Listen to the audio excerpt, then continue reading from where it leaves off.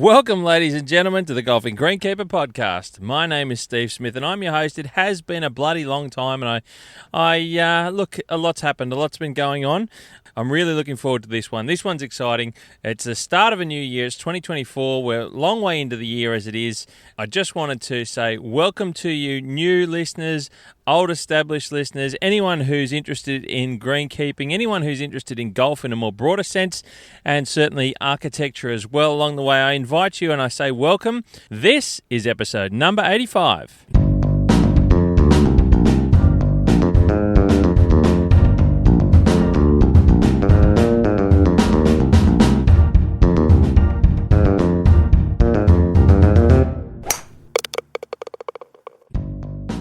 The Golfing Greenkeeper podcast is sponsored by the Social Media Birdie.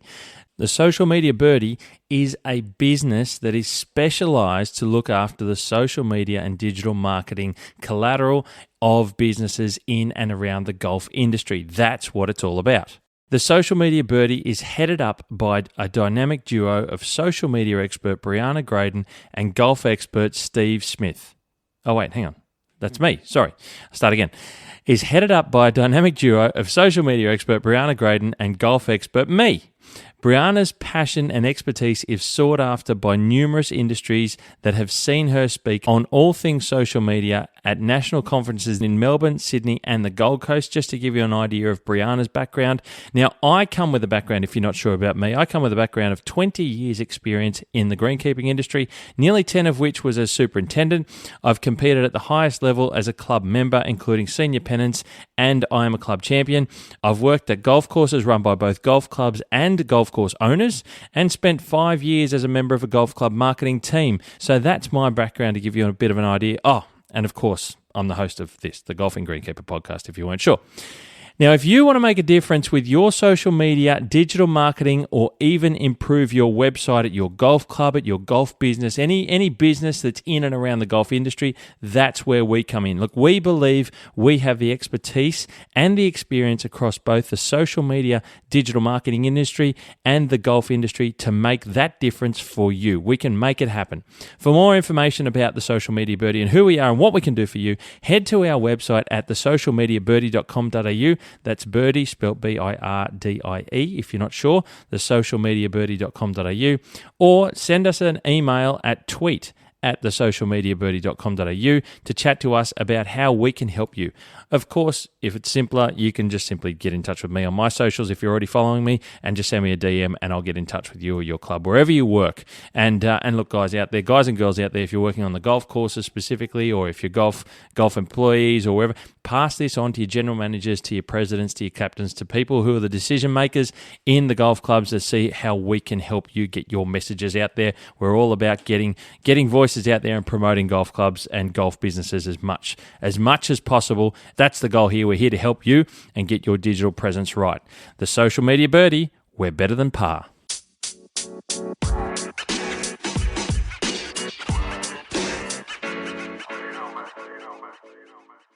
Ladies and gentlemen, we're talking about Moore Park Golf Course here today on the Golfing Greenkeeper podcast. It's something that's really important, and certainly it's front of mind in a lot of people's mindsets and golfers and golf, I suppose, administrators, the way that golf clubs and golf courses function at the moment. Certainly we're talking about public golf here, and this is really the grassroots of golf in Australia as such, but certainly how we get people into the sport, and then how golfers grow and they become people involved in the sport throughout their lives. So they might become sports stars in the golf world as well. And so Moore Park is really at a really crucial point in its life cycle as a public entry golf course for the public to play.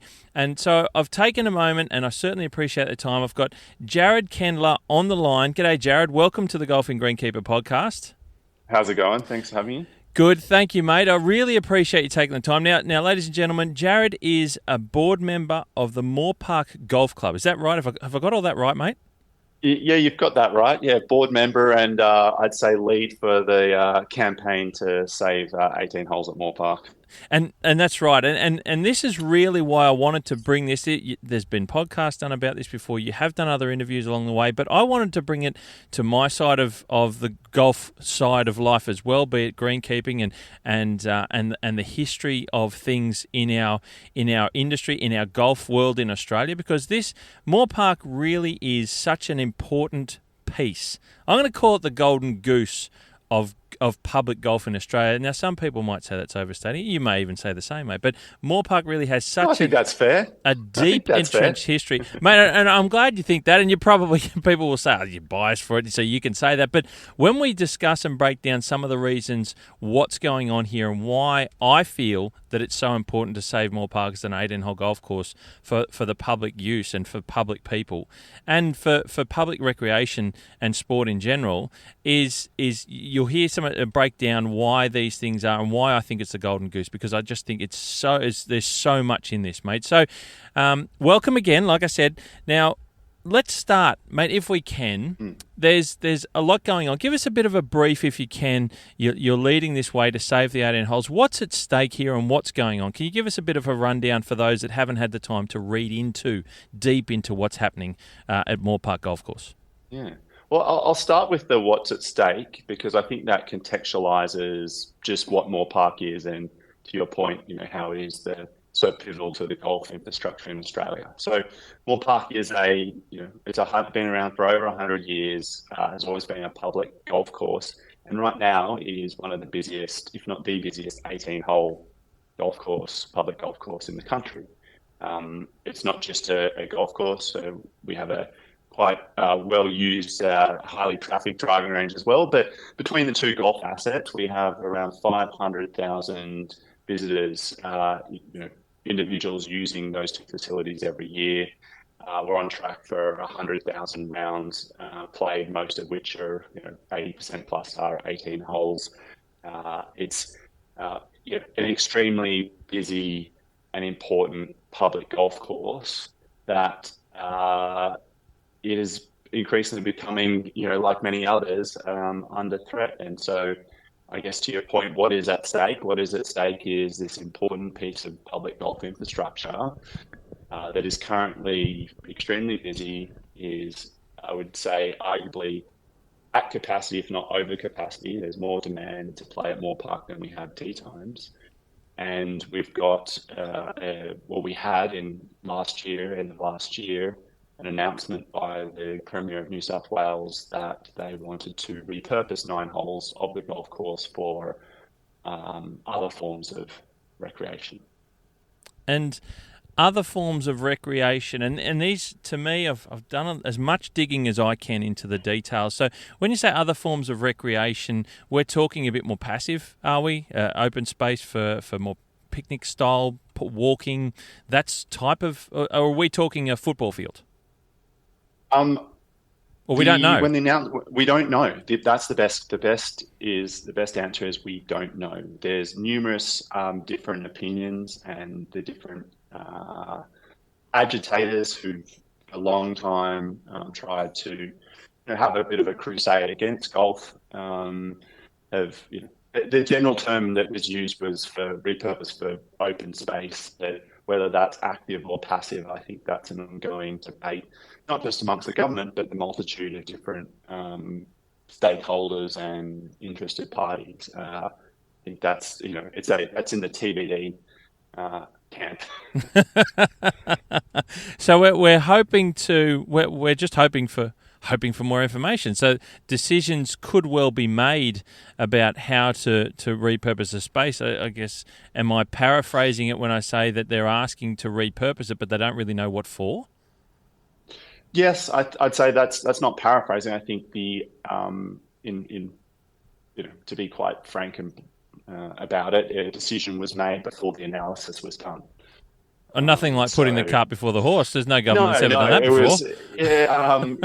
Not at all. It's policy by announcement. So, yep. Look, that happens sometimes in government, and we've seen that happen on a couple other issues in the New South Wales government of late, which puts the public servants who've got to bring these things to fruition in a tough spot. Sure. But it's not how I would like public policy to be formed, but it can happen that way, and but that ambiguity is what obviously creates a lot of the uncertainty. Yeah. Ideal scenario, you analyze the situation, you use all the data available, and then you come up with a plan. That there's a lot of haphazard things that are happening in a public policy perspective in this country, and look, that's mostly a response to the housing situation, I'd say. Yeah, yep, no, fair enough. And okay, so we could talk about politics and its shortcomings for a long time, and people do have done forever, public or private, doesn't matter. So we'll put that side of things to an aside if we can, in terms of the announcement from the Labor government or the state government of what they're talking about and its relation to housing and pressures on space for people. And as the density grows, as they pointed out in their announcement, is that Zetland and that region around, I can't think of the other suburbs that are there, where they're more densely populated. Yeah, that's it. Where they're creating more dense housing, so they're saying, look, we're going to need a little bit more green space available. How do you repurpose green space for green space? And that's one thing that I don't understand anyway. I mean, it's still part of the Moore Park space is green space. It's still green. Yeah, it's green space, it's public green space too. It's yeah, that's the thing that's baffling. Is you aren't actually achieving anything. You're just preferencing some people's desires for whatever recreation they have over others. There's no net gain of anything. Yeah, and I think that's somewhere. That's how I feel. Again, looking into the extent of the proposal, I'm trying to find a definitive form of what they're trying to achieve, and I can't. Anywhere I look, I can't seem to get an answer. It's just, we want more green space. It's there. So by taking away some of the golf course, what is the gain? Well, there's not really any. It doesn't appear to me. So let's I suppose move that away then. Clover Moore, I've heard her name and seen a lot of her commentary around some of this. Has she had much to say? Oh, I shouldn't lead you into that. I've seen that she's had quite a lot to say about the Moore Park golf course and sort of removing some of that space, so it's more open to other people doing other things on that site of the golf course. I'm more than happy to be led into a brief conversation about Clover Moore. So Clover Moore, for those that don't know, is the mayor of the city of Sydney. She's been mayor for over 17 years. She lives very close to the golf course without disclosing too much. Okay, I didn't know that. She sort of lives within 100 meters of the golf course, walks her dogs on the golf course, and has a personal vendetta against the course and golf for all of those 17 years that she's been in that job. So did you say, sorry to butt in, mate, did you just mention that she walks her dog on the course, so she is using the course for another purpose that she can? Because you can. Has for a long time, and because people can. Now she'll bring up different criticisms, like there's fences between around parts of the course, but they're the government fences. So she's always agitated. It's weird. Like that's what she does very well. She agitates against the things that are actually in her control. Yes, it's a public golf course. Look, could be like many public golf courses, could be even more permeable. Sure. But that's completely out of the control of the golfers that were there. That's different levels of government having arguments with each other. But yeah, so she's been an agitator for a very long time, and clearly not a golfer. Look, she's found a supportive ear this time around with this current new government. So she's tried before to agitate for this repurposing of the golf course. She tried a couple of years ago in the previous Berejiklian government. The Planning Minister at the time was Rob Stokes, and in full disclosure, I was working in the government last time this was tried. Yep. So have some fair amount of knowledge, not as a political person, or as a public servant in charge of major precincts in the state. So fairly knowledgeable about the topic. And last time when these overtures were made, but I guess that the reality is when you make decisions based off data, it does not make sense to be anything else but an 18-hole public golf course. So that's the conclusion the previous government came to. Obviously, the situation's changed. Yeah, clearly. I suppose if you change the people running the game, you can potentially have another crack and see if there's an opportunity to, like you said, a sympathetic ear for your cause. Now, I want to we'll pause on where we stand and the commentary and the people involved with the changes that are looking at for taking some of the space away from Moore Park Golf Course for the moment. I just want to now build a picture of what Moore Park Golf Course is. And we'll just start off with a little bit of the history that I know of, and that'll build a bit more of an idea in people's minds as to how it came to be where it is today, and like I said before, why I think it's a golden goose. And you can add in along the way, Jared, if there's any other bits that you think are important that I haven't worked out or haven't got in there in this little brief summary of how Moore Park came to be as an 18-hole golf course. But, mate, and to the listeners out there, so from early, you mentioned it was over 100 years old. So my research into Moore Park's history says that golf was sort of first played on there, I think it was around 1911, I think. Might have even been 1913 that it actually started to play golf on. I know Carnegie Clark designed the original golf course, the 9-hole golf course that was there when it was started in 1911.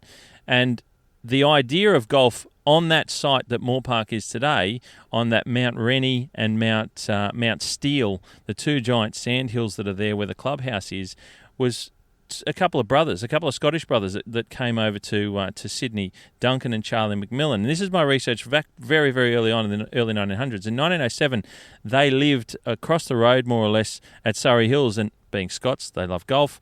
They could see that wasteland space was somewhere that they could knock a ball around, because Moore Park, and correct me if I'm wrong, Jared, is basically like the sporting area of the whole Centennial Parklands.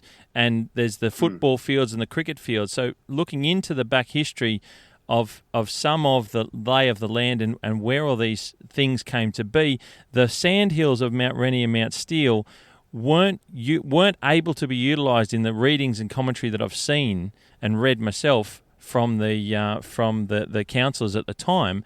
They couldn't use that land because it was too hilly to build a cricket field or football fields on for those sports of during summer and winter, respectively. So they didn't know what to do with it. But these two brothers were like, well, nothing's happening there. We'll just go and start knocking a golf ball around. So they got into a little bit of trouble with the police, from what I've read. And then Duncan McMillan started to lobby one of the aldermen in the council, and his name was Milner Stephen. Now, he got together, and after a bit of lobbying, as far as my reading goes, that, again, maybe a sympathetic ear at the time, and we're talking about similarities, I guess, Milner Stephen decided that he was going to look into whether it was worth a 9-hole golf course being started. And they got Carnegie Clark, the local preeminent golfer at the time, and he was at that time in 1910 was the Open Champion of Australia. So they looked into that, and through a little bit of work and background and looking into the health and the concepts of what golf could do for the local people, the idea was to establish a 9-hole golf course for the public. Now, we talk about Scots and golf, and I've never been to Scotland, so I can't speak for that. But from anything that I've read in the history of the Dan Souters of the world, the Carnegie Clarks of the world, anyone who was a golfer back in those days in Scotland, and everyone knows that the Sunday is closed on the old course at St Andrews for public space, is that golf was accessible. Like we see cricket and football here in Australia, golf was accessible to anyone of any walk of life. The Scots that came here felt that they could do the same thing, but they struggled with finding that space or a place to do it. So here we are in the middle of Sydney with these couple of brothers trying to do that. They lobby for it. They get someone involved, and the council says yes, but it's going to be for the public. The important part of this, all of this is, it's going to be by the public, by the council, for the public. So that was how it began, before the Moore Park Golf Club come along and started, I think it was 1920. I don't know if you know that detail, mate. Is that about right? Yeah, around then. I think that's when without sort of jumping ahead, I think that's around 1922 when it, of course, was expanded. Yeah. So, So I don't know if you've got anything to add to that early history stuff. I think you're look. I'm not the lead Moore Park historian, but you touched on most of the key points, and I think that's really it. It was always established with a principle that it was for the public. I think some of the language used at the time was to create a workers' golf course. Yeah. For the workers. Yep. At the time, it was a very industrial area, and has always been a pretty sort of industrial area until sort of more recently. That sort of through these newer suburbs that have been created, the Zetlands and the Green Squares. This was an industrial area. It was. I think the other thing that is really vital that you point out, there's a reason why it's golf course. It wasn't land suitable for other activities. Correct. And it still isn't. Yep. It is part of the city. So those that are familiar with the area, you look at, well, why do we have, as you drive from Sydney Airport into the city, why do you have the lakes, East Lakes, into the Australian Golf Club, then further up Moore Park? That's the Sydney Sand Belt. Yep. That land is, parts of those, those are familiar with the lakes and East Lakes all the way through, was swampy. It's also why then to the east of Moore Park, across the road, you have Centennial Park. Yep. You kick the grass enough and it's sand. It is, as you say, a lot more hilly than the other surrounding parts. It is good land for golf course. It is not very good land for pretty much anything else. There's a reason why, if it hadn't been turned into golf course, it would still be some other form of open space. It's not suitable for building tall apartment complexes on sand dune. Yes, that's right.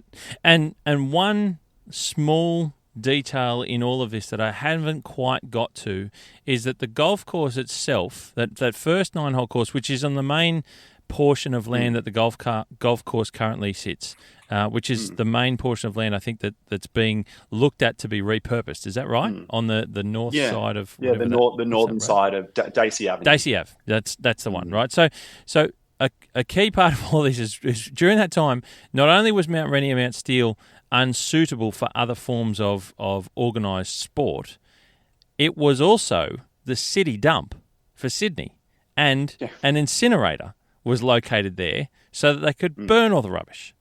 Right? Yeah. So the golf course initially was laid out around the dump. And a lot of the readings that I've looked into, they talk about how sometimes how frustrating it was to play golf with the stench from the tip, right? So as we see a lot of things today, and for the listeners out there, there's golf courses take often space that is, take Magenta Shores up the central coast of Sydney. That once was a rubbish dump. And that land was then a fair portion of the land was adjusted once that tip had closed for many years, and they repurposed it and they built this beautiful golf course on it, which we now know as Magenta Shores. Now, Moore Park, on that majority space that it's on the north side of Dacey Ave, but between the two mounts, the sand dunes of Mount Steele and Mount Rennie, down to Dacey Ave, there was the city dump. Now that eventually was closed down and the incinerator was knocked down and the golf course moved across that space and essentially converted it back to a suitable, more pleasant space that became... the golf course actually made it the green space that it is today. Right. Yes. So it was a wasteland. It was a dump. It was seen as a complete site for refuse. Yet here we are talking about this beautiful green space, that it created that space, which I think is a key part. So what's deep down underneath there was rubbish from 100 years ago. I didn't even know that until I discovered reading it. So that's an interesting point in itself. Oh, no, extremely. It is. And look, we are in Sydney. We are blessed with some great parks already and some really... in walking distance from, the city, whether it be the Botanic Gardens. And, early on, they did preserve a lot of the best parts of Sydney for parkland. And yeah, many of the golf courses that are particularly in the sort of 10 to 20 kilometre radius of the CBD were land that was left over. Yeah. And many of those golf courses, many of those private courses as well, did move around. The locations they're in right now, they weren't necessarily always in those locations when they were formed as golf. Exactly. I mean, look at the Aussie. It's, I think, 4 times to get to where it is today. Over the years, it was at Moore Park to begin with, and it went down to Botany Bay where the airport is, and moved around. So, and Bonnie doing the same, just to name a couple of them. So they do move around quite a lot. I find if you jump into looking into the history of Moore Park Golf Course, you go to the Centennial Parklands website, for example. They talk about, I love the language that's used. So this to me is a little bit of the struggle when you're trying to find the right information about what's going on and reading the words that are used, because words, they say the pen is mightier than the sword, the words really do depict a lot of your information about when you're trying to form an opinion on what's happening and what's going on. So, Jared, if I can just mention this little piece of info, which I found interesting looking into where things are at.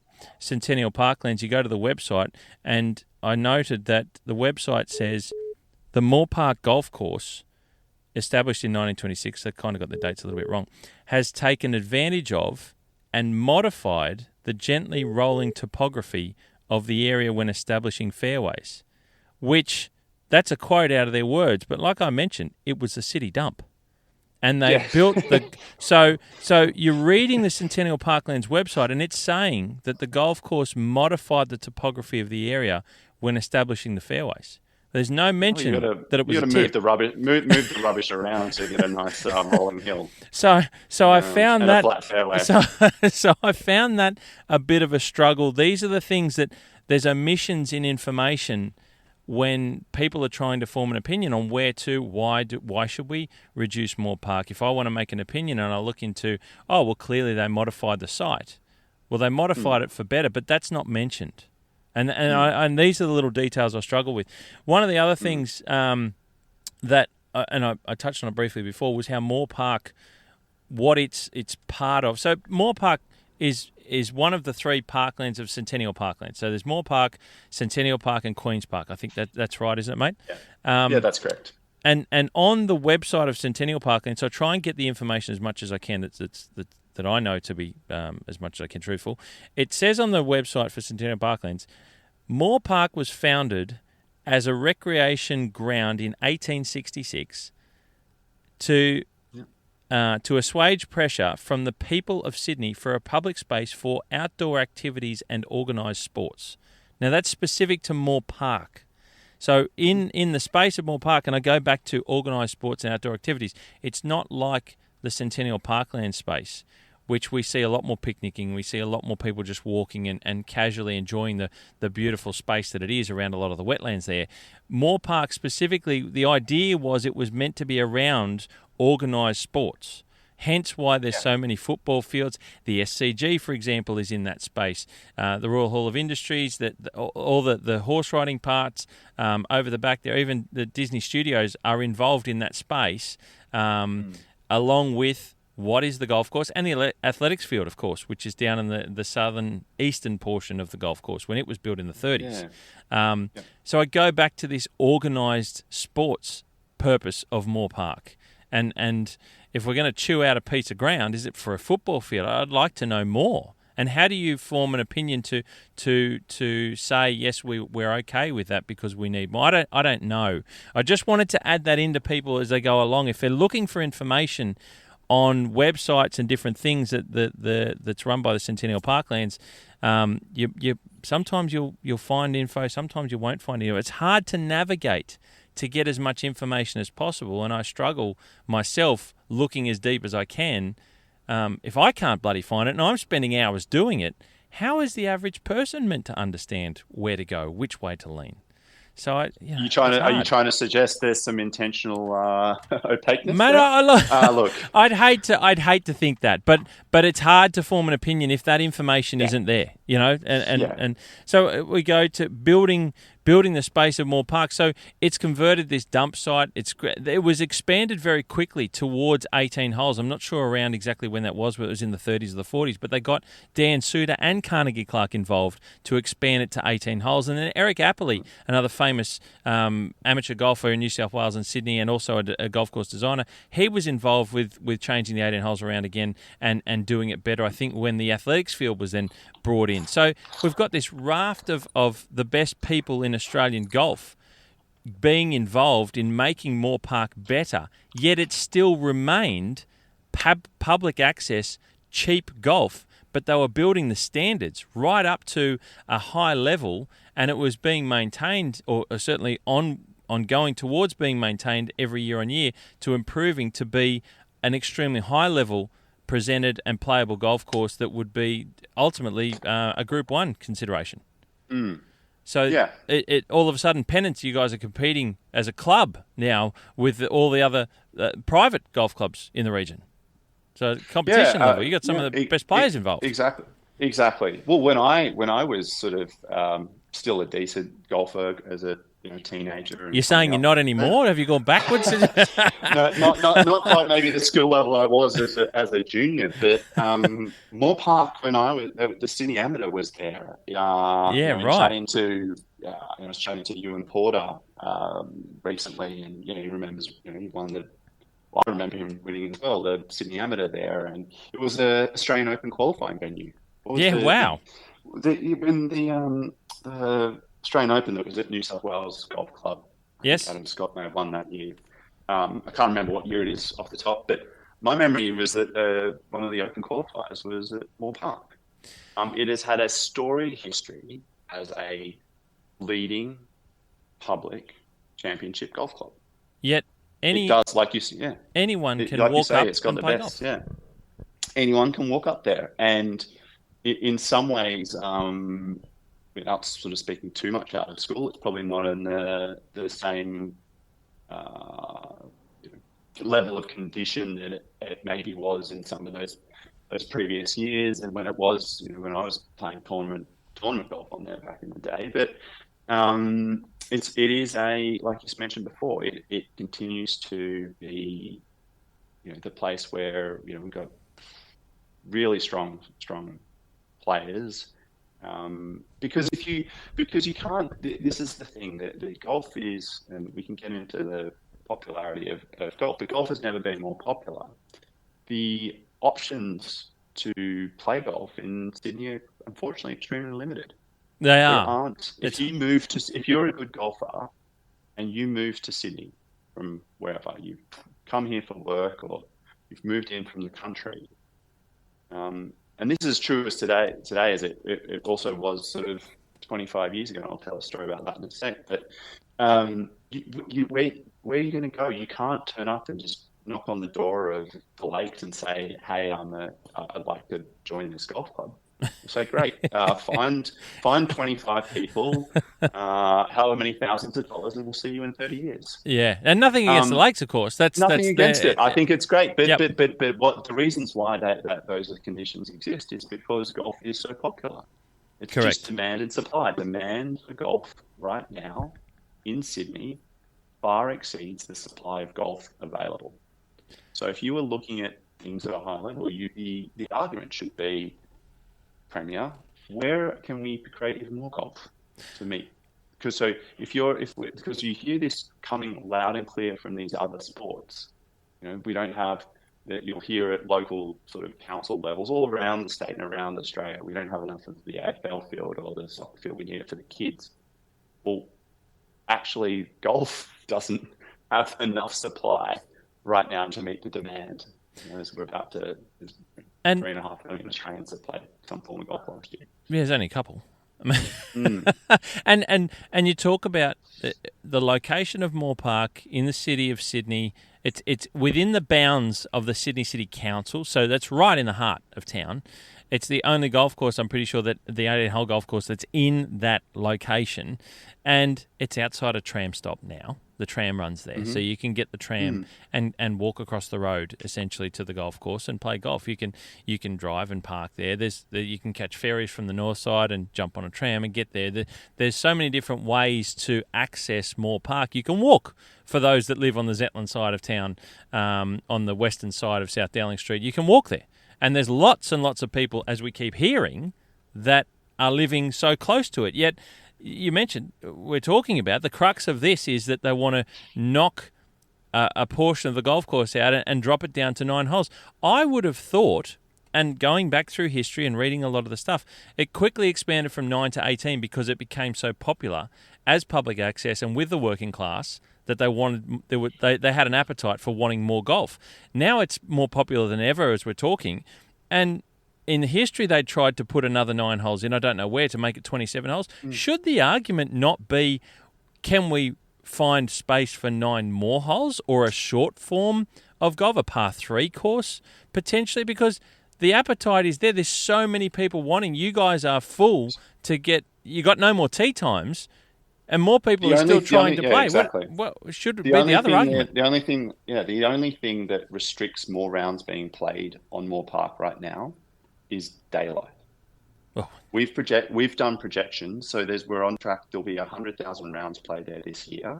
I don't know. I haven't seen the whole golf course. If there was lights on the place, we'd easily get to 125,000. Wow! So just to meet the demand. Wow! And you've got 500,000 people coming to the facility. Now a lot of those are coming to the driving range. So you've got a 60-bay driving range that consistently has a 45-minute wait for a day, any day of the week. My goodness! I challenge anyone to go up there on the lunchtime on a Tuesday. And I sometimes, if I've got a bit of free time, or sometimes manage to do that. Yep. You'll be waiting on a bay for 12 p.m. on a Tuesday. Now, as someone who plays at Moore Park, it's actually quite frustrating because you can never get on the course. Yep. These are the opposite things, right? This is the first world problem. Yep. First world problems. I think you touched on a really interesting point, though, around who uses the course. So I'm one of those people you talked about, which lives close by. I can walk up there. I live in Surrey Hills, but so do 80%. The data that we have, 80% of the people that play at Moore Park live in the surrounding council areas. So it is mostly within the city of Sydney. Yep. It does also have on the other two sides borders with Woollahra Council and Randwick Council as well. Yep. So while the city of Sydney sort of dominates a lot of the area and what applies the pressure to government around the kind of recreation that needs to be in the area, there are 2 other councils there, and we've continually see that most of the rounds played are made by people who are in theoretical walking distance of the course. That's incredible. That's absolutely fantastic to hear. I mean, talk about being in the right place. You couldn't have put Moore Park in a better place if knowing that they're the numbers of where the people are coming from to play that golf course. That's sensational. Yet we need more available tee times because there's still more people wanting to play Moore Park. More people wanting. Yeah. If we knock out 18 holes, you're going to knock out half your tee times. If we knock out 9 holes, you're going to knock out half your tee times, aren't you? And look, that's the concern. So that's the why. Why is this so important for us as a golf community and for a non-golf community to continue to fight for maintaining 18 holes? Because who loses out when you reduce the supply of something? What happens? This is basic economics. When your demand will far outstrip the supply, price will go up. Accessibility will go down. Who will be most impacted? It'll be kids, it'll be women, it'll be people who don't have the means because prices will be forced up. Yep, 100%. And that is why and then when you go back to the history that you gave of a course that was established for the public, for the worker, right? Not the elite, not the wealthy, for the worker. Who will be the people that will be most impacted if you reduce this course to 9 holes? Oh, the working class, the people who can't afford the upper echelon of golf, the people that don't have the cash to splash on golf. So you can play Moore Park from twilights. You could get a twilight round in for $28. Wow, that's brilliant. So $28? Seriously? Find me another form of recreation. You can't even go to the movies across the road at the entertainment quarter for that anymore. So don't even talk about gold class. Yeah, don't even talk. You're not getting this. $100 for a movie. No popcorn. So look. So it is affordable, extremely accessible recreation for the people who live in the area. Now, all that is happening here is you've got a certain group of people who are deciding they don't like that form of recreation that over 3.5 million Australians are enjoying, and they want it to be something else. That's all it is. When you talk as simple as it is. And then, obviously we're continuing to struggle as a country and as a city as we grow. But you also need to analyse, and this is one of the points that gets made or has been made by both the government and the City of Sydney and others, is that there'll be an additional 80,000 residents in the City of Sydney by 2040. Yep. The bit that I guess frustrates someone like myself, who previously used to work in this space, overseeing precincts in New South Wales, is that you've got to look and analyse, okay, if those people are coming in, what do they like to do? Now, we know, based off the great work that's been done in understanding the golf population by Golf Australia recently, and Parks and Leisure and others that have started to really unpack who is playing golf and what are the sort of demographics and things like that. You can easily marry up those two statistics, and I can tell you that there'll be, in my forecast, there'll be an additional 14,000 golfers in the City of Sydney by 2040, based off who we know is moving into that area, their recreational preferences. Yep. So demand is going to increase even more, but for that recreation type. So it's just going to be, to your point, if you stuck another 9-hole facility somewhere in Moore Park, yes, it would get used and it would be at capacity. You'd open it, it'd be full. It would be full. And just as if you went to the golf course 6 p.m. on a Tuesday, you will see a line of people still looking to tee off with 1 hour of daylight left. That's incredible. That is such a good thing to hear, if I'm being honest, because I remember it was, probably 15 years ago that things were in the golf space, and I'm not speaking for Moore Park here, this is my experience in the Blue Mountains, where things were very much going the other way pretty quickly. That people were saying, is golf, we're going to be losing. And there are golf courses out there that shouldn't be there today. They're struggling. They're struggling to keep the doors open. I know people who work still within them, and I sit there and I go, really? I just don't know it's going to be another 10 years. And it probably should stop now so that the land can be utilised and planned for, and everyone walk away and stop stressing, right? But then you got a place like Moore Park that's the complete opposite. There's just people just falling over each other to try and get through the door, and they can't. And then we're talking about reducing that space from a golf perspective. And you mentioned the 80-odd thousand people forecast to be living in that region by 2040. Mike, I'm glad you brought it up, because I was going to say, none of those people are going to be playing golf. None of them have ever heard of golf. They're clearly moving here, and they don't know what golf is. They're not interested. We can guarantee that. That can't be right, which you've said isn't based on the average of numbers. Where else can they go? All the other courses are packed out, and I think about if it reduces. Let's just say that we're not talking a capacity. Let's say the ability for 18 holes. You were talking before about how you're competing. And I mentioned a touch. I'll throw out Steph Kiriakou, who came from Moore Park, is my understanding, and now she's one of the best female golfers on the planet, and she's a joy to watch. We have the ability for some of the best people to come from. It's a starting place. At $28 for a twilight round, I can't get my head around how cheap that is. So I sort of referenced it before and then forgot to tell the story. But early, I guess, not long after the government announcement, Greg Norman was in Australia, pushing. I think he's behind another golf project in the western suburbs of Sydney, and was asked about Moore Park, and he I guess told a story. That's where he used to practice before he was when he used to come to Sydney before he was the pro that he became. Oh, really? Yeah, and I've had countless discussions, interactions, chats over Twitter with numerous well-known Australian golf pros all around the world who have a similar Moore Park story. Just even this week with the New South Wales Women's Open happening at Magenta Shores, where were some of the ladies practicing when they got off the plane? They're up at Moore Park because they can. They were on the chipping, so they're down on the chipping green because it's open to everyone. Yeah, right. See, there you go. I hadn't realised that. They were hitting balls because there's anyone can turn up. Anyone can go there to play. Anyone can go there and go to play. Well, anyone can turn up and put some balls down the putting green and start practicing their putting. And it's a high quality space, as we were talking about. So they're not practicing on a regional style golf course that's being maintained by volunteers. This is top level stuff.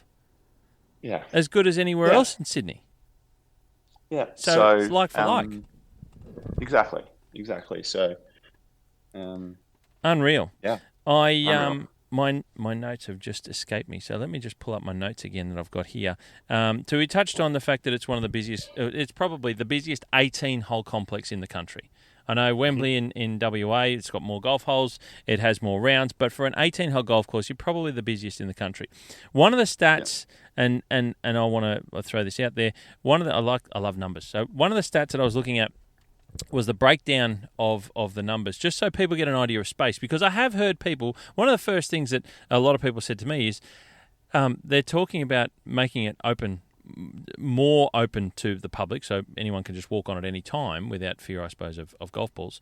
So that's what part of this is all about, is taking 20 hectares approximately, is what the suggestion is by the government announcement.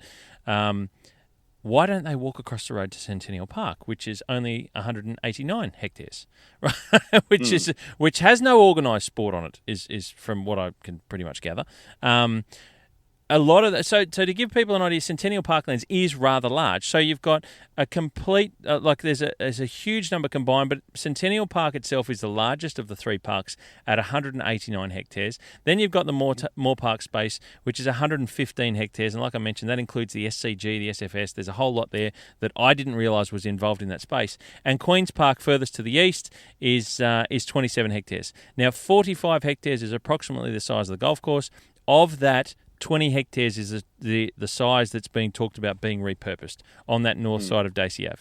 So only 189 hectares across the road if people want to go and use that space. Now, I've seen some of your videos on socials, mate, and you've been, I suppose, highlighting how much space is over there. And when you walk around, their numbers that they were throwing around the government is 31 million visitors visit Centennial Parklands per year. Now, I converted that to a daily number. I've been to some pretty big sporting events in this country, some of the biggest. The Grand Final AFL, the NRL Grand Finals, I went to the Olympics and so on. So I've been at Stadium Australia when it had 108,000 people in it, and I've been to the as big as it gets at the MCG. The numbers of the visitors specifically to Centennial Parklands at 31 million visitors a year, I don't know how they worked that out, but that's pretty impressive, is 85,000 people a day going out there and using that space. I can stop you there. I can categorically tell you that number is false. So I don't know why that number people continue to parrot it. It's still floating around on the website. It floats around, and people, it's actually made up. It's not actually correct. There you go. Well, I'm glad I can say that with 100% confidence, having known how that number was put together. Right.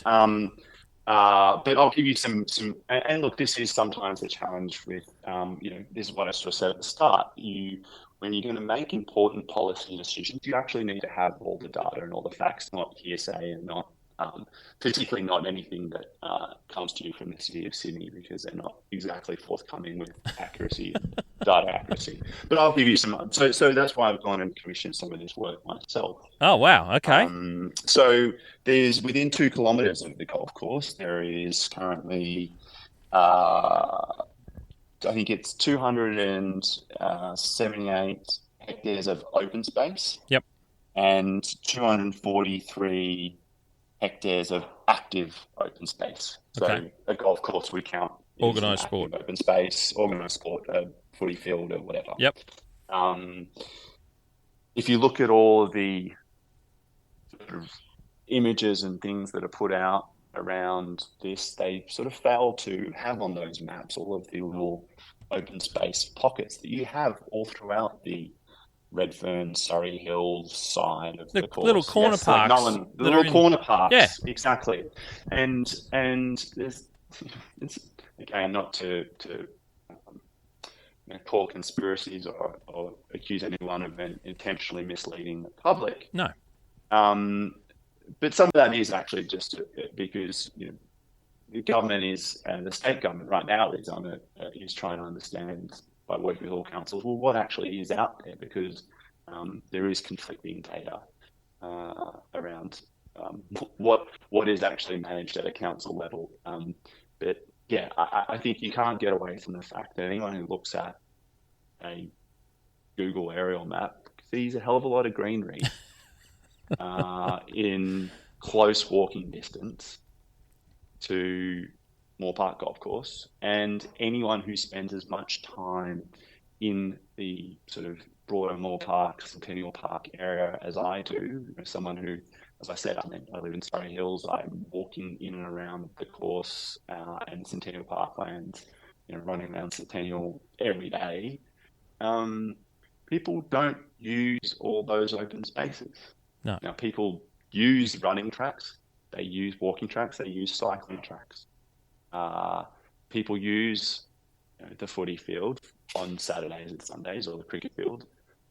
Other than that, they're empty. They're empty. I could take my shag bag down and go hit golf balls, on any of those ovals nearly any other time of the week, and you wouldn't hit anyone because there's no one on them. Well, you could go to the golf course any time during daylight and it's full. It's funny you mention that, because I do work, as an aside, I do look after property maintenance and stuff, and I work for the NRL headquarters and look after their rooftop garden, which is near Kippax Lake at the north end of Moore Park. And I look out over all those fields, the football fields. I drive past them when I'm coming in there to do some work, and you don't see anybody use it. I see the Sydney Swans will maybe do some training. I see some of the football teams from rugby league doing the odd bit of training on small portions of a couple of the training fields as they've got them aside for. But for the most part, there's nothing on them. There's no one on them. Every now and then on a lunch break, you'll see when it's communal lunchtime for office workers, which I've never been part of, so I don't understand it. But they might go out and they'll have something to eat in a seat or a park bench or something. But there's, like you say, there isn't anyone out there for during the week, during the day. There's nothing or there. you take the best example in the precinct right now is directly across the road. I think you talked about the start earlier in the podcast with Showground Fields, which is just a game day parking lot. Yeah, it is. It's a huge piece of grass. It doesn't get used any other time except game day as an overflow park. And it's funny you mentioned that space, because that was one of the spaces earmarked for the extra 9 holes that was talked about with Dan Suter and Carnegie Clark. There's a routing that I've seen that they put out for that space, that car park area at the southern western corner of that, on the corner of Lang and Anzac Parade, I think it is, or something, one of those. Yeah. That's where they put the other 9 holes as a short form of 9 holes for people who are looking even more beginner level to get into the game. Start on a smaller entry level course and then move up to the big size.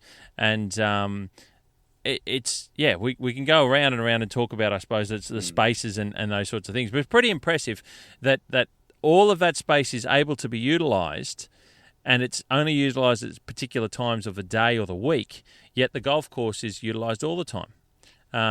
Quite interesting, and we talk about numbers and you're talking about spaces. It's quite interesting as well to put that into perspective, because I think this is the important part, is getting into the detail of what's at stake. I go back to what's at stake and with numbers and things that if you gloss over them, like that 31 million visitors that you said is just completely not right. That's there for people to look at and they go, holy shit. That's interesting. I didn't know there were so many people there. But you're saying that those numbers are wrong, and categorically. Well, it's I'll break it down even more simply. At 31 million visits, or people visiting. Yep. That would be everyone in Sydney visiting 5 or 6 times that park a year. It's not happening. I'm telling you, it's not happening. It's not happening. That's an interesting way of putting it. I like that. Yeah, but these days, there's much better ways to measure activity. Sure. You can get data. You pull phone data from phone pings. And it doesn't even come close to those numbers. So, yes. But in saying that, it is a busy area, and we need to make sure that the right kinds of areas are available for people that sort of not to sort of steer you away, but I guess a lot of the problem to solve is, well, you got to make sure you're solving the right problem. Good design is solve the right problem. Yep. And I think the question we need to answer is, what problem are we actually trying to solve? Yeah. Is it actually about having more open space in commons, or is it providing people better access to the spaces that already exist? Yep. What is the problem and I think that's what we need to decide is what's the problem we're actually trying to solve here. And to get the right outcome, you have to ask the right, like you said, you have to get the right question first. You have to know where you're coming from and what you're trying to achieve. One of the things I was going to sort of go into a little bit with you, if you don't mind, is let's flipping it around the other way. So and it's probably led from what you're just mentioning, is people's access to the golf course itself. You said anyone can come on there and play golf. They can go up to the pro shop, I imagine, or the golf shop, whatever it's called.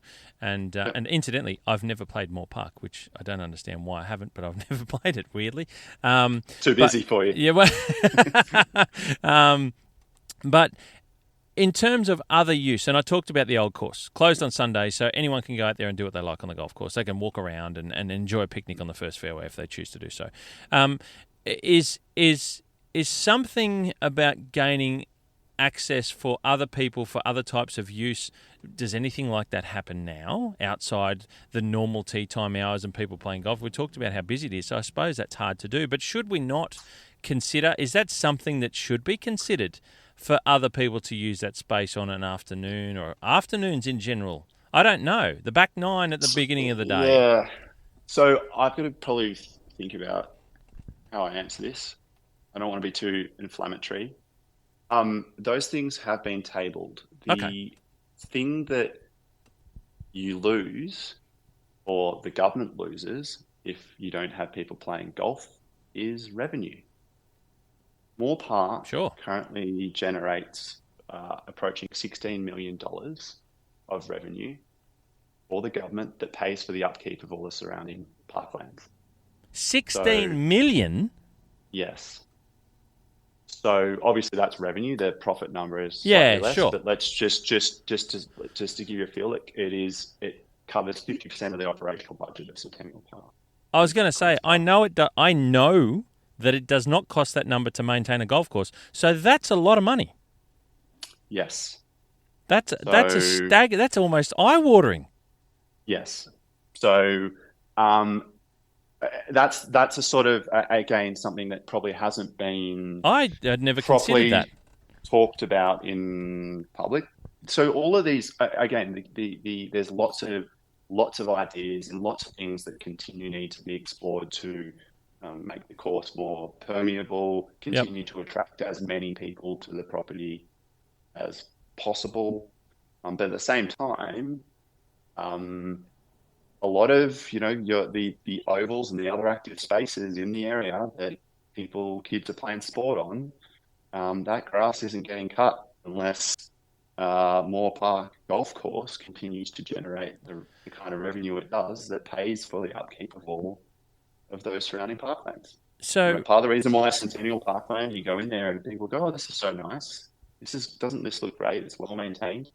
Well, where's the money coming from that does that? That's an interesting revenue. It's coming from the golf course. That's a very, very interesting side of the equation that I had never really considered. Oh, I would never. If you'd have asked me to pick a number, mate, I would never have hit even double digits in the millions. Don't worry about 16. That's insane. So I'm thinking on the run here, and I don't know, but did you just say earlier that it equates to about 50% of the maintenance of Centennial Park lands as a whole? Yeah, the operational budget. Okay, Some of those thereabouts. numbers are approximations, So and I probably, hopefully not talking too much out of school as well. But you can kind of look at, if you look at it's pretty easy. You can go look at the budget papers for Greater Sydney Parklands yeah, Trust, and sure. you can kind of look at the revenue number, and you go, well, where else is the revenue being generated? Because people don't pay money right now to go sit down or run around Centennial Park Or kick a football on the footy or fields. kick a football. Or, Um, exactly. I just think about the amount of money that's going to. So, not knowing the percentage breakdown of what it covers or doesn't cover, right? 16 Mm. million covers the maintenance of the golf course space and a significant amount more wherever it chooses to go, right? So, Yeah. that is basically puts the money, basically puts Moore Park as being the engine for running the green spaces in that area. For an easy way of saying It is. it really, if It you is. There's no denying it. So if you reduce the revenue from Moore Park Golf Course by reducing the number of golf holes and therefore what you can charge, that money's going to have to come from somewhere to pay for the continual upkeep to the same level of standard. And that is before you get into the fact that we know that the kind of open spaces that some government folks might want to create will cost a hell of a lot more to upkeep than a golf course does. well, they do. And that's even before you get into the worse ecological outcomes and things That like that. that they do. You're 100% right. And one of the things I'll move to, I'd like to try and keep moving, otherwise people will start to get a little bit stagnant. Is you talk about maintenance of and upkeep of different areas and what it costs to do so, because people don't pay to enter the park as such. I've been down to Centennial Park. You just drive down. I went down there with wife and kids, and Brian and the kids. We all had a great time. In the parkland space, it didn't cost anything. We just go down and park the car and you move on. And you enjoy the space. But if I touch on the management and maintenance of the green space of the golf course, and I've done this before, where I love to talk about what it is to maintain a golf course space from an environmental perspective. And I did this in great detail with the biodiversity manager of Glenelg Golf Club in Adelaide, Menina Gilby, and she looks after a lot of that space, obviously in conjunction with Tim Warren, the superintendent, and the club as a whole. But it was great to understand from Menina's perspective, and that's her direct role in the club, is to understand that the golf club is paying to maintain the green space in an environmentally safe and aware manner. And that includes all forms of biodiversity that occupy areas that aren't the grass that we play golf on. And in every golf course, there's a lot of space that's out of play. Now, I haven't been to Moore Park and walked around. I've done a lot of Google Earthing, but it's not the same. And you'll know more about this, mate, in terms of understanding the site. But the golf course harbours lots of bird life and lots of wildlife and different forms, and we're talking lizards. You talk right down into the smallest versions, and caterpillars and butterflies and bees and all sorts of different animals and wildlife, right? When you take that, and this is what Menina pointed out to me about Glenelg, and I know it translates to a lot of golf, so I'm going to assume that it also translates to Moore Park in a way, is that you direct traffic through a golf course, which is the green space and how people play golf. And therefore, there's areas that are more protected than others, just by way of the sport itself. So things happen and occur naturally in those areas. And there's wildlife and biodiversity, flora and fauna, pardon me, that grow and exist protected away from the sport, but still within the bounds of the golf course. When it becomes a park, that doesn't happen in the pockets that it doesn't in the way of a golf course, because people walk everywhere and anywhere. There's no concern so much for protected areas because you're not protecting them. The animals and pets that we have, they just wander around, and we'll talk about dog walking, and I've owned dogs and I love enjoying walks with dogs. They tend to wander around and they'll do little digging and stuff, and that upsets the areas that are on a golf course that otherwise nothing would be at. So I say I don't know what Moore Park does in that sense, but I know that every golf course has them by way of not intensive management, but knowing that there's those spaces that don't need intensive management as well. So they become, I don't know if Moore Park, if you know of that within Moore Park of the golf course itself. Yeah, look, I think, I'm not down to the minute sort of detail, but directionally you're absolutely correct. And I think that there's more that can continue to be done there to work on the ecology of the course. Yep. But exactly as you say, because there'll be these natural sort of pockets that will just be somewhat protected. Now, it's a public golf course, not everything. Yeah, sure. Being a public golf course, you see balls flying all over the place and probably a lot more ground covered. But look, no, I completely agree. And I think that's where any vision for the future actually should have that front and center. And it's just one, look, what you're saying is, and this is where golf in Australia, as golf globally, we've got to continue to do a better job of explaining the benefits that golf does actually provide. And there has been countless studies now that detail the benefits of a golf course versus other forms of open space. And that's the data. So yeah. Yep. It is what it is. Mate, I'm going to, before we tie things up at the end, I'm going to be a little bit of a cynic here and state a couple of things. And you can butt in if you choose. But I did a little bit of research, and I don't know if this has a bearing in the way that I'm going to say that this cause by the government is being pushed, the narrative's being pushed. But I noted that of the Centennial Parklands, which are all coming under the one management space, I noted that of the three parks, each of the three parks happens to fall in a different council domain, if you like, region. And Moore Park, the Moore Park space, the Moore Park itself as a whole falls into the City of Sydney council region. Centennial Park, the park itself as a whole, falls into the Randwick council region. And Queen's Park, the final park as a whole itself, falls into the Waverley council space. Now, I've noted that on the back of Chris Minns and the announcement of what they wanted to do with the Moore Park Golf Course is it's within, we're talking about a space, and we talked about Clover Moore, call me a cynic, it's within the space of the City of Sydney Council. Clover Moore's at the back of a lot of this sort of stuff, talking about needing more green space. We talked about walking across the road if you wanted to use all of that parkland space of the beautiful Centennial Parks for some more passive type green space if you wanted to. And it's not far. It's only 50 metres or 100 metres if you like to get there. But I'm saying, and I'm wondering, reading into it, if this is a bit of a grab for more space because it's the only park that falls within the City of Sydney Council area. Now, call me a cynic if you like for looking that far into it, but I've found that really unusual, and I didn't know that because they're all come under Centennial Parklands. I don't know, mate, but I looked into that, and I thought that was really odd, why that one is only the one that's being targeted of that space of the golf course. Really odd to me. So there you go. I'll throw that one out. Yeah. Look, what I will say is this: many parts, and no one can deny that many parts of the City of Sydney are going to continue to grow and becoming more dense, particularly around to the west of the course, the Zetland, the Green Squares. I guess what I would sort of challenge is that we know where the development's happening because that has to be made public. We know where a lot of the new developments are going, where a lot of that density is.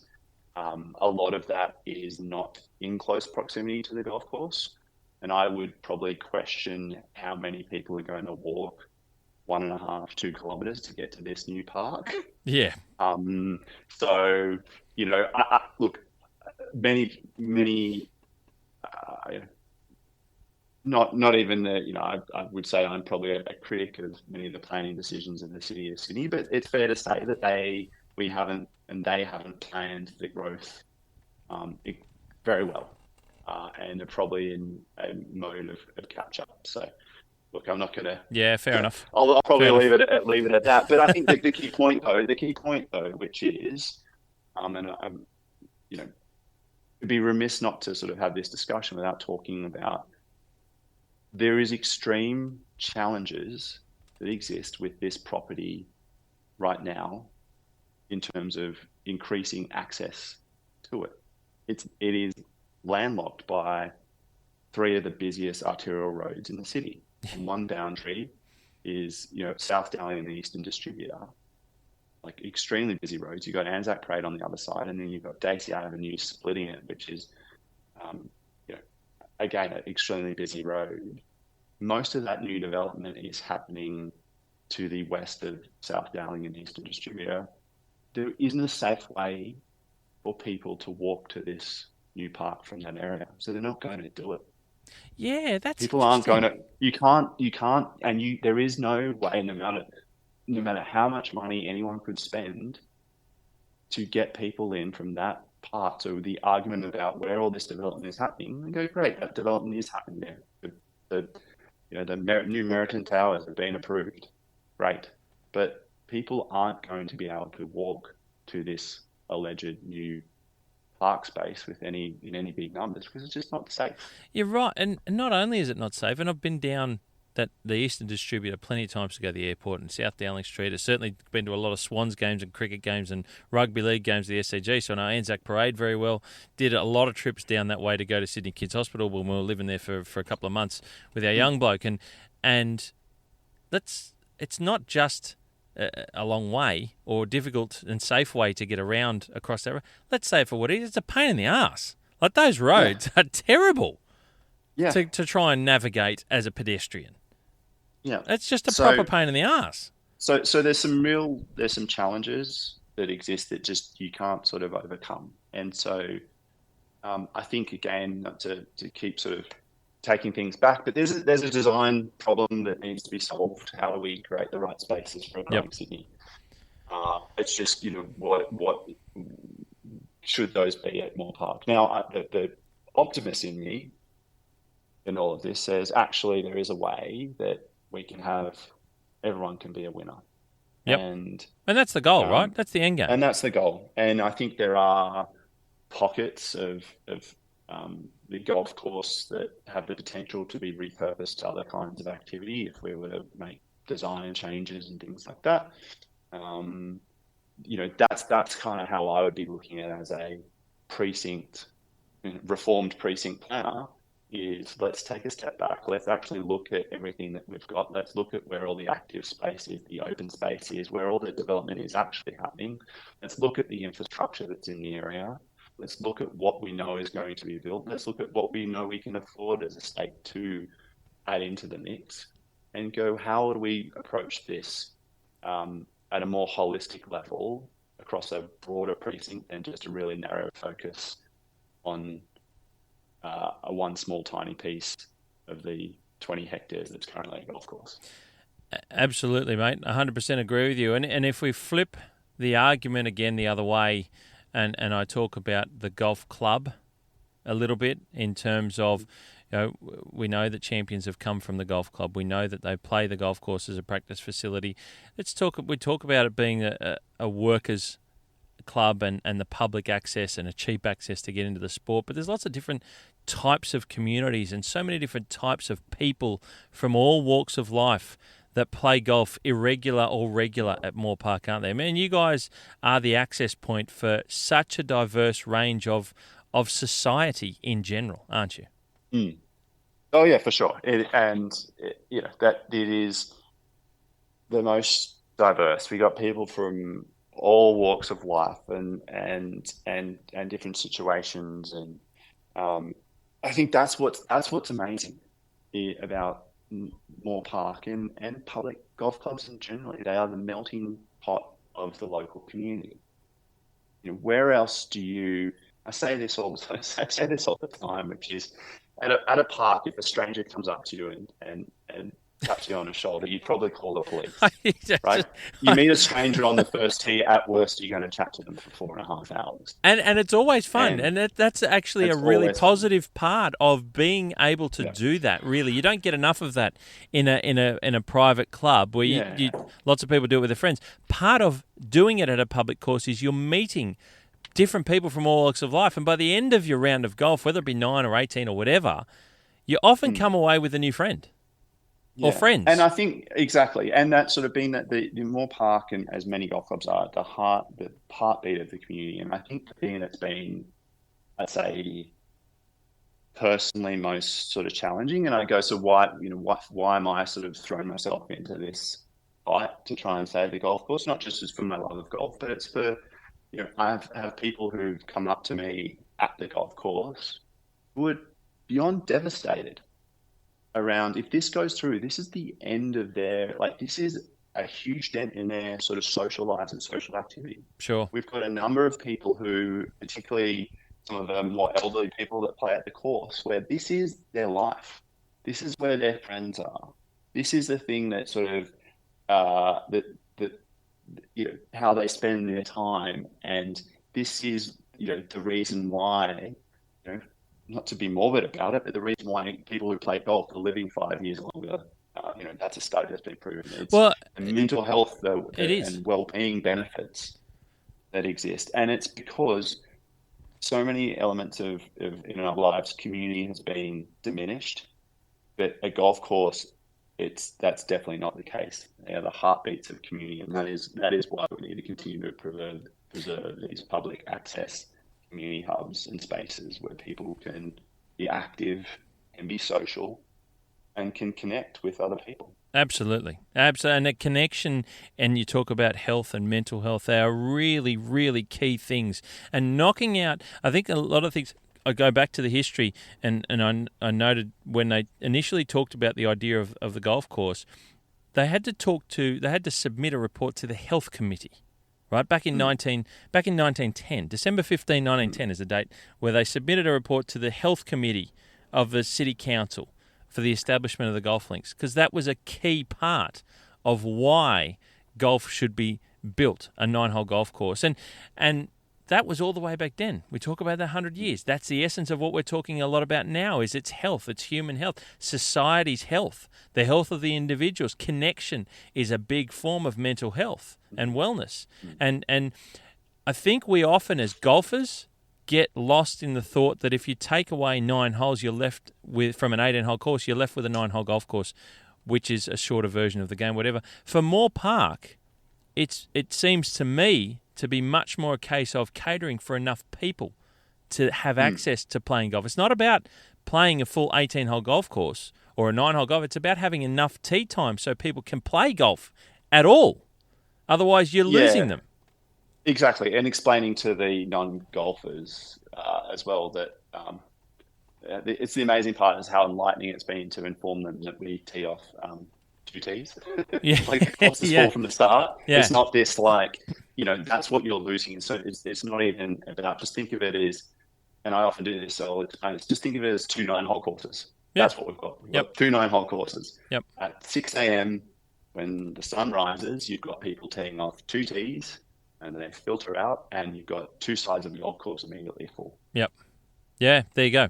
So it's about the ability to cater for enough people to have access to golf that really enjoy the pastime of golf. They're not out there, you guys as a club have your members and no doubt have your competition, and there is a breakdown of how you guys function and take tee times of the golf course. What's that work out? There's got to be a certain amount available to the general public, doesn't there?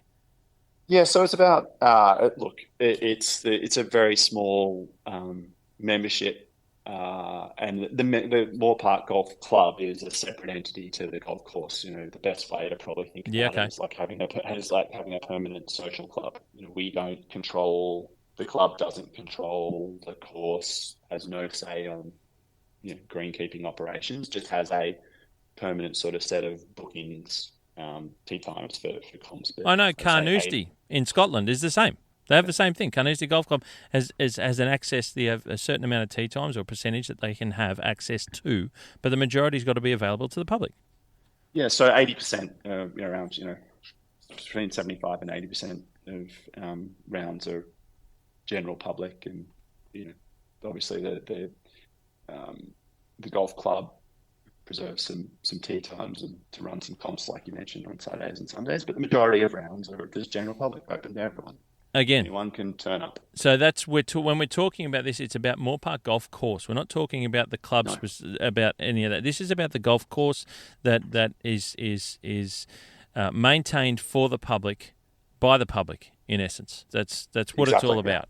That's what it's all about. Mate, I in a way that we've talked about a lot. We've gone through hopefully a lot of different. We've gone parts. deep. We've gone deep. Hopefully, if people are still listening and they're going this deep into Moore Park. But yeah, no, we've gone deep. The idea is I tend to go deep. If I'm going to do it, I got to go all in. I don't half-ass shit. I just don't do it that way. I go all in and try and dig up as much as I can. It's fascinating for me to understand how it began, and understanding that they submitted a report to the health committee to get the golf course started at the beginning. The essence of it was for the public, for the working class, for the people who couldn't go to, as you put it before, the Lakes or the Aussie or any of those clubs. There were tram drivers that would come out. I remember reading newspaper articles that Dan Suter wrote of tram drivers that would finish their shift and go and play golf at Moore Park because they could just get on. It was open to them doing so. It expanded to 18 holes. It's the diversity. We've got tram drivers again. As the trams have come back, the tram drivers have come back to play golf. So there you go. Yeah, of course. That's exactly right. So these are the reasons why for the listeners out there, for everyone in every walk of life, and I urge you to share this because I think we've gone into a lot of other things there that often people haven't had the ability to take the time or spoken to someone like yourself, Jared, in depth about some of the detail behind not only the details that may have been omitted along the way or that are glossed over or completely missed, but also the understanding of what it has taken over the 100+ years to build Moore Park to where it is today, why I call it the Golden Goose, and I'm going to call it the Golden Goose of public golf in Australia because, from my mind, if this golf course is to fall at the axe of the government to take the holes away, then all bets are off to public golf in Australia because there is no golf there is no golf course in Australia of a public access site that generates more money, that has access to more people, or more people have access to it from all walks of life. It has such a diverse range of people going to it, and it's a real. It was the first public access golf course in Australia. It's now the busiest 18-hole golf facility in the country, yet we're standing here at a junction where a government is talking about taking 50% of the availability for people of the public to access golf as a sport. It couldn't be more busy if you tried, except for building lights, as you mentioned. Yeah. So, and at a time when golf has never been more popular. We're on track in the next couple months, as I understand it, to surpass soccer as the most played sport in the country. Bullshit, really? Yep. Wow. I hate soccer. I'll say that on the podcast. I played soccer as a kid. I really don't like soccer anymore. But that's by the by. I never thought anything would beat soccer at a participants level because so many people play soccer casually and all sorts of stuff. So there you go.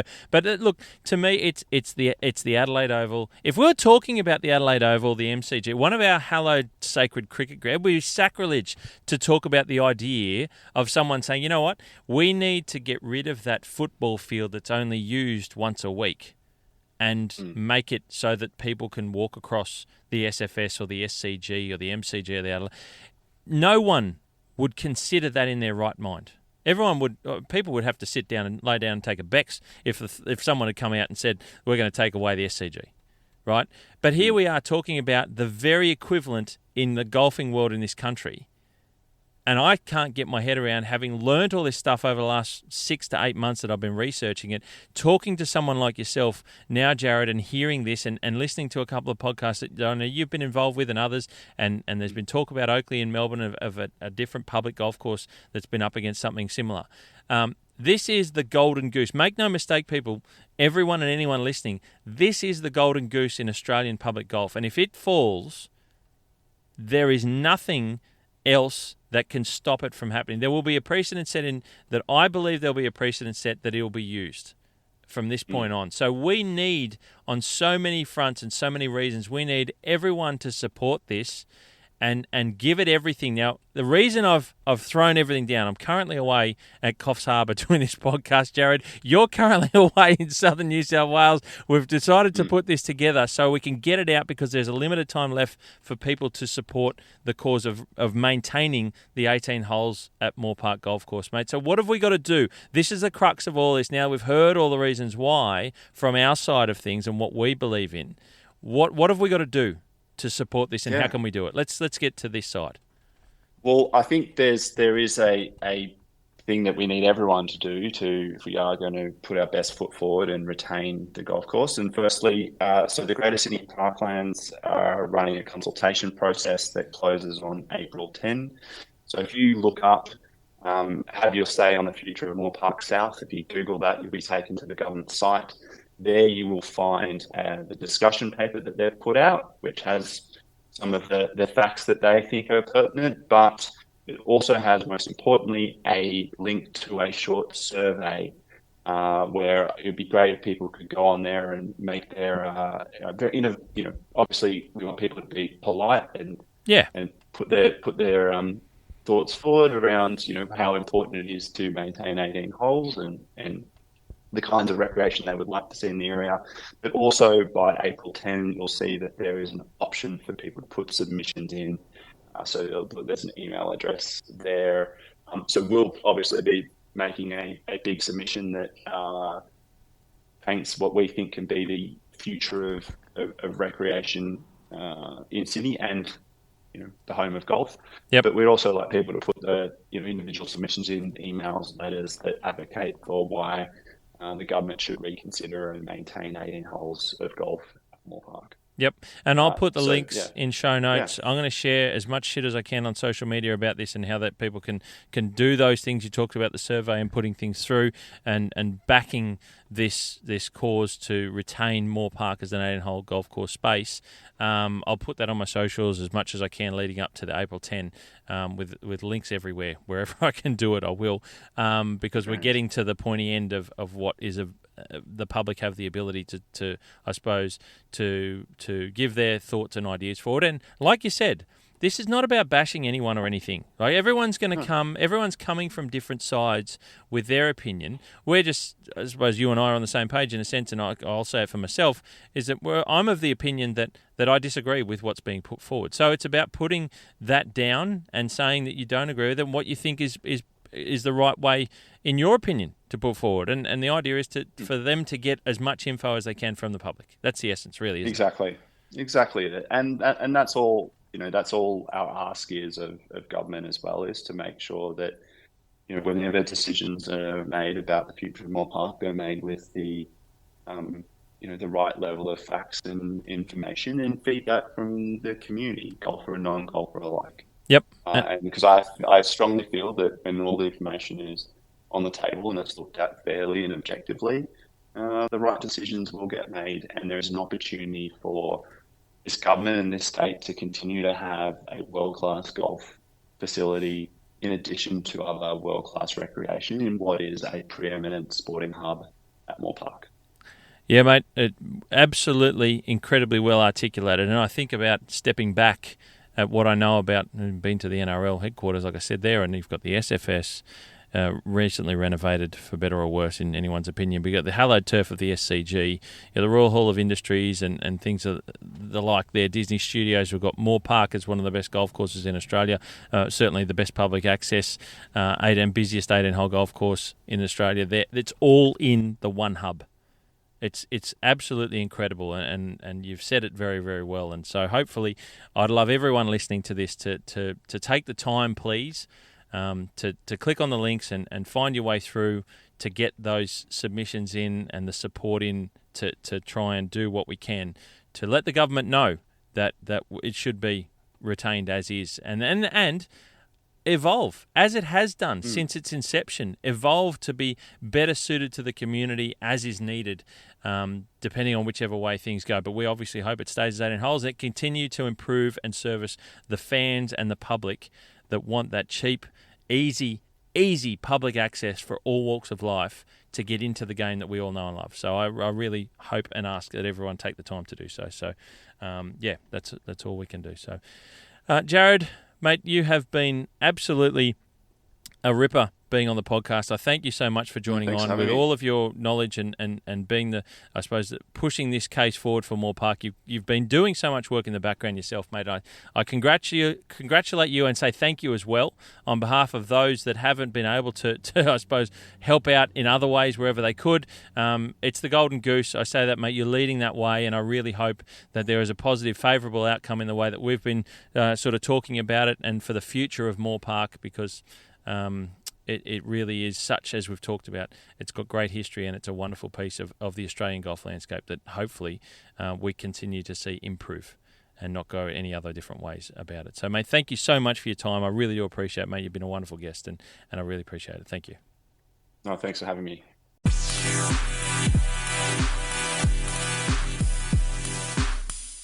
Well, ladies and gentlemen, there you have it. A big thank you to Jared Kendler, board member of the Moore Park Golf Club. And as we've heard from Jared, that's separate to the Moore Park Golf Course. It's maintained by the public for the public, and that's the essence of it. So look, I really hope you are able to get something really good out of that. A lot of detail, a lot of information, so you can make an informed opinion. You've heard my opinion, obviously, and you know where I stand about it. You've heard Jared's, and he's a representative of the board of the Moore Park Golf Club. But this is about everyone.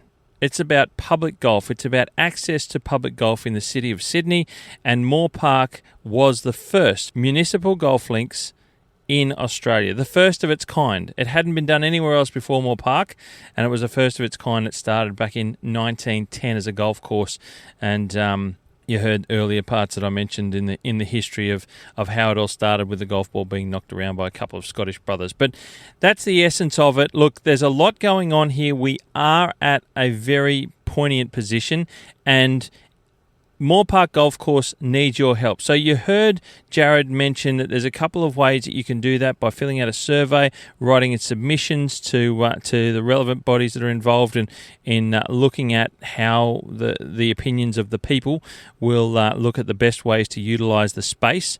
It's about saving the 18 holes of Moore Park Golf Course. So I'll direct you and I'll say to you that if you go to savemoreparkgolfcourse.com.au. That is the website that's got all the other links that you can go. It's one space to go to get everything, and on there you'll find the links to the surveys and how you can sign the petition and how you can share the surveys and so on, and how you can write a submission to put forward your ideas and opinions on how, as I said, my opinion, how we can retain 18 holes of golf for the masses that use Moore Park Golf Course every day throughout the year in Sydney, and it's just non-stop at the moment, and it has been for quite some time, and it will continue to grow, no doubt, as a population increases on the nearby suburbs, as you heard Jared mention to me as well during that interview. So a big thank you to Jared Kendler for his time, and like I said, we've put this together while we've both been away. It's the April 10 is a cut-off date, so you're only going to have, by the time you listen to this, you probably only got under a couple of weeks, probably the best part of 7 to 10 days, literally, to go on, click on those links. I'm going to have links in the show notes, so for those of you that are able to click through that stuff as well. But if you're getting back to your computers, you're getting back to your phones, you can go to savemoreparkgolfcourse.com.au. I'll say it again, and go straight to that website. It's got the links and the ways that you can support the cause for saving the 18 holes of golf at Moore Park. It's really important. I call it the Golden Goose, as you know, and the reasons why you've heard so many of them, and why it's so important to retain the first of its kind in Australia.